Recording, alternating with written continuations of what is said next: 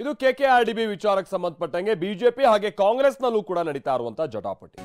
ಇದರ ಜೊತೆಗೆ ಚನ್ನಪಟ್ಟಣದಲ್ಲಿ ನಮಗೆ ಬಿಜೆಪಿ ಬೆಂಬಲ ನೀಡಿತ್ತು ಅನ್ನುವಂತ ಅರ್ಥದಲ್ಲಿ ಡಿಕೆ ಶಿವಕುಮಾರ್ ಅವರು ಏನ್ ಹೇಳಿದ್ರು, ಇದಕ್ಕೆ ಆರ್ ಅಶೋಕ್ ಅವರು ತಿರುಗೇಟು ಕೊಡ್ತಾ ಇದ್ದಾರೆ. ಏನಂತ, ಡಿಕೆ ಶಿವಕುಮಾರ್ ತಂದಿಕ್ಕೋ ಕೆಲಸ ಮಾಡ್ತಿದ್ದಾರೆ. ಅಭ್ಯರ್ಥಿಗೆ ಗತಿ ಇಲ್ಲದೆ ಬಿಜೆಪಿಯಿಂದ ಅಭ್ಯರ್ಥಿಯನ್ನ ಕರ್ಕೊಂಡು ಹೋಗಿದ್ರು. ಈಗ ಗೆದ್ದಿದ್ದೀವಿ ಅಂತ ಕಾಂಗ್ರೆಸ್ನವರು ಬೀಗ್ತಾ ಇದ್ದಾರೆ ಅಂತ ಆರ್ ಅಶೋಕ್ ತಿರುಗೇಟು ಕೊಟ್ಟಿದ್ದಾರೆ. ಈ ಮಧ್ಯೆ ನಮಗೆ ಭಾಳ ಜನ ಸಹಾಯ ಮಾಡಿದ್ದಾರೆ, ಎಲ್ಲ ಪಾರ್ಟಿಯವರು ಮಾಡಿದ್ದಾರೆ.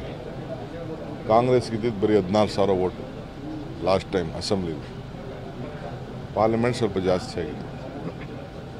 ಈಗೂ ಕೂಡ ದಳದ ಅನೇಕ ನಾಯಕರುಗಳೆಲ್ಲ ನಮಗೆ ಬೆಂಬಲವಾಗಿ ಸಪೋರ್ಟ್ ಮಾಡಿದ್ದಾರೆ. ಬಿ ಜೆ ಪಿಯವರು ಮಾಡಿದ್ದಾರೆ. ಬಿ ಜೆ ಪಿಯವರೆಲ್ಲ ಬಂದು ನಮ್ಮ ಜೊತೆ ಬೆಂಬಲ ನಿಂತ್ಕೊಳ್ಳಿಲ್ಲ ಅಂದರೆ, ಅವರು ಪರೋಕ್ಷವಾಗಿ ಪ್ರತ್ಯಕ್ಷವಾಗಿ ಸಹಾಯ ಮಾಡಲಿಲ್ಲ ಅಂತಿದ್ರೆ, ದಳದವರು ಸಹಾಯ ಮಾಡಲಿಲ್ಲ ಅಂದರೆ ನಮ್ಗೆ ಇಷ್ಟು ಓಟು ಬರ್ತಿರಲಿಲ್ಲ. ನಾವು ಅದಕ್ಕೆ ಅವ್ರಿಗೆಲ್ಲ ಅಭಿನಂದಿಸ್ತೇನೆ. ಮುಂದಕ್ಕೆ ಅಭಿವೃದ್ಧಿ ಮಾಡ್ಕೊಂಡು ಹೋಗೋಣ, ಅದು ನಮ್ಗೆ ಇಂಪಾರ್ಟೆಂಟ್. ಹಿಂದೆ ಇದೇ ಕ್ಷೇತ್ರದಲ್ಲಿ ಬರುವಂಥ ಕನಕಪುರ ಕ್ಷೇತ್ರ, ಅಲ್ಲಿ ಡಿ ಕೆ ಸುರೇಶ್ ಅವರು ಸೋತರಲ್ಲ, ಅದಕ್ಕೆ ಯಾರು ಕಾರಣ? ಕಾಂಗ್ರೆಸ್ ಅವರೇ ತಾನೆ, ಸಿದ್ದರಾಮಯ್ಯನವರೇ ತಾನೆ. ಒಪ್ಕೊತಾರೆ ಅವರು ಒಪ್ಕೊಳೋದಾದ್ರೆ ಆಮೇಲೆ ನಾನು ಮಾತಾಡ್ತೀನಿ.